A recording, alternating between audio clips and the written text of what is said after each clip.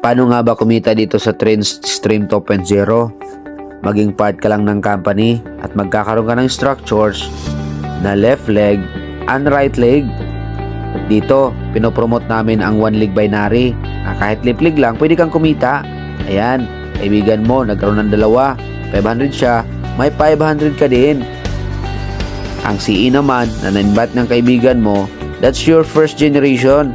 Magkakaroon din sila ng 500. Ikaw naman, may 500 at kaibigan mo may 500.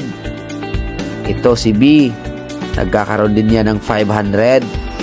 Kaibigan mo may 500, ikaw meron ka ding 500. Literal na tulungan. Si kaibigan mo may dalawang 500. Ang dalawang 500 ng kaibigan mo, aakyat din yan sa'yo. Yan yung second generation mo. What if si second generation kumuha ng tagdalawa? May 500 CE, may 500 yung kaibigan mo, may 500 ka din. May 500 CE, may 500 yung kaibigan mo, may 500 ka din. Literal na tulungan. Bawat 500 ng second generation mo at first generation mo, may aakyat din sa'yo na 500. Kahit lip leg lang yan.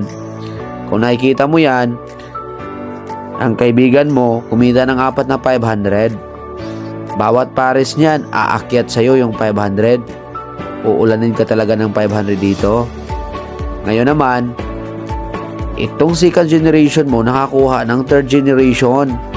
Sa bawat kuha ng third generation mo, meron kang 500. Nakita mo, inulan ka na ng 500 pesos. Yan kalupit yung system namin. Dito naman, hindi lang tayo third level. Hanggang 4th level, hanggang 10th level. Ang matindi dyan, uulanin ka ng 500 pesos. Hanggang kumita ka ng 500,000 per month.